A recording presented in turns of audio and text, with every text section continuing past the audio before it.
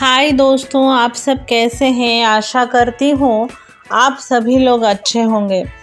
दोस्तों, आज हम एक आपको कहानी सुनाने वाले हैं। आज हमारी कहानी का टाइटल है बीमार। ये मोटिवेशनल स्टोरी है दोस्तों। चलिए इस कहानी को हम सुनते हैं। शारीरिक रूप से अस्वस्थ जीव को बीमार कहा जाता है। बीमारी एक अभिशाप है जिसका दुष्परिणाम बीमार व्यक्ति पर नकारात्मक रूप से पड़ता है। ऐसी ही एक कहानी एक किसान के लड़के की है जिसका नाम दुष्यंत था। उसने बचपन से ही अपने पिता को खेती में जूझता हुआ पाया हुआ था। इसीलिए उसका सपना था कि वह कृषि विभाग में अधिकारी बने और किसानों के जीवन में सकारात्मक परिवर्तन लाए। दुष्यंत पढ़ाई में बहुत होशियार था। पढ़ाई खत्म होते ही दुष्यंत ने कृषि विभाग से संबंधित नौकरियों में आवेदन देना शुरू कर दिया था और परिणाम स्वरूप कुछ ही महीनों में दुष्यंत को उसकी इच्छा अनुरूप उसी के ग्रामीण क्षेत्र के अंतर्गत कृषि अधिकारी के पद पर उसकी नियुक्ति मिल गई। नौकरी मिलने से दुष्यंत बहुत खुश था। उसे ऐसा लग रहा था कि उसके जीवन की सभी इच्छाएं पूरी हो गई है। अब वह अपनी सेवाएं किसानों के हित में देना चाहता था और उसी सिलसिले में वह कई गांवों का दौरा करने लगा।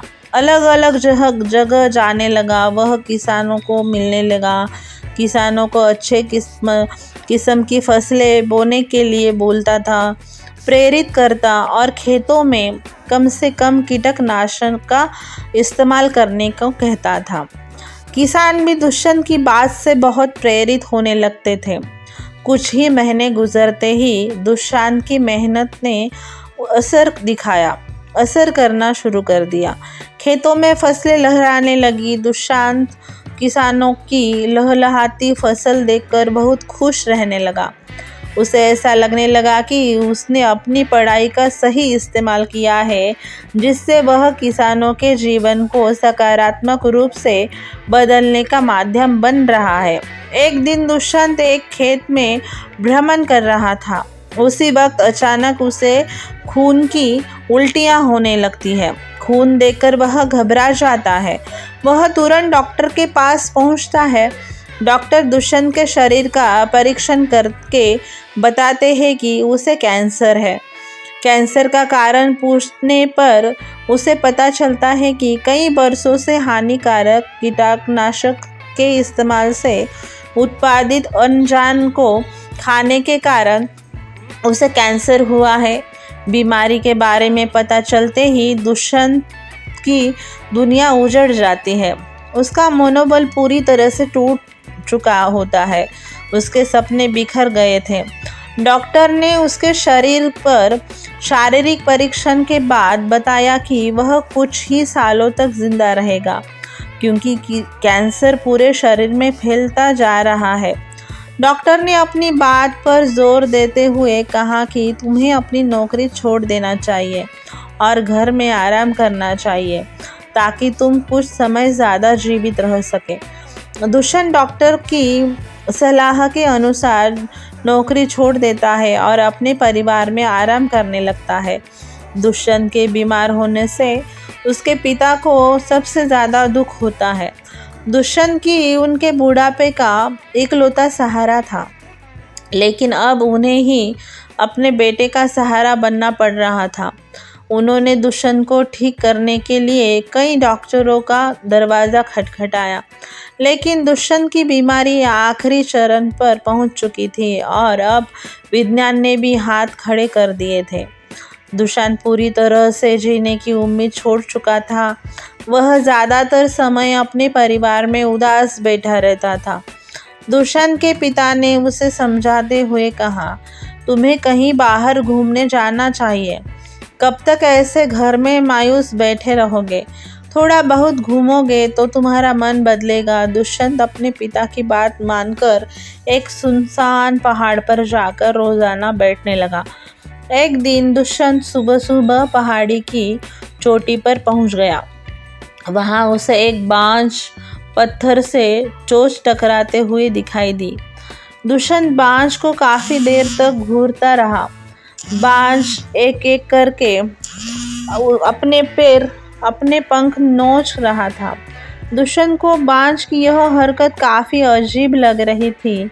वह सोचने लगा कि कोई पक्षी भला खुद को कैसे नुकसान पहुंचा सकता है। बांझ को पूरी हालत में देखकर उसके मन में बहुत से सवाल उठ रहे थे। तभी उसे पहाड़ी के नजदीक एक चरवाहा दिखा। दुष्यंत तुरंत उस चरवाहे के पास पहुंचा और उस बांझ के बारे में पूछने लगा। चरवाहा एक बुजुर्ग व्यक्ति था। उसे जंगल के कई पक्षियों का अनुभव था। उसने तुरंत उत्तर देते हुए कहा कि तुम जिस बांझ को देख रहे हो वह अपने नए जीवन की तैयारी कर रहा है।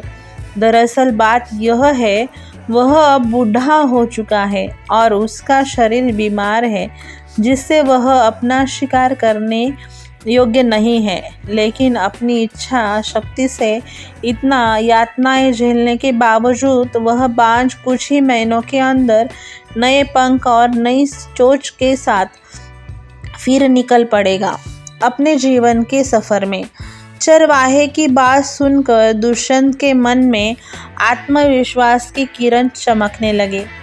वह तय करता है कि वह भी बांझ की तरह अपने जीवन की नई शुरुआत करेगा। वह पहाड़ी के नीचे उतरकर फिर से अपना अधूरा काम पूरा करने निकल पड़ता है। दुष्यंत अपने पिता से कहता है कि मैं जब तक जीवित हूँ तब तक एक संस्था के माध्यम से किसानों के हित में कार्य करूँगा। बस फिर क्या था, दुष्यंत ने एक एनजीओ के साथ माध्यम से अपने रुके हुए मिशन को किसानों के हितों की रक्षा के लिए पुनः प्रारंभ कर दिया।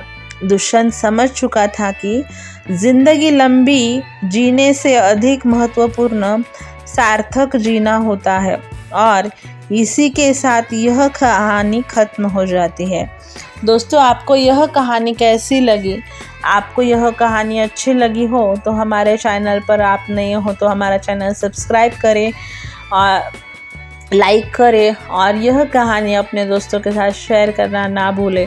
कल मिलते हैं दोस्तों एक नई कहानी में। तब तक के लिए बाय दोस्तों, अपना ज़रूर ख्याल रखना।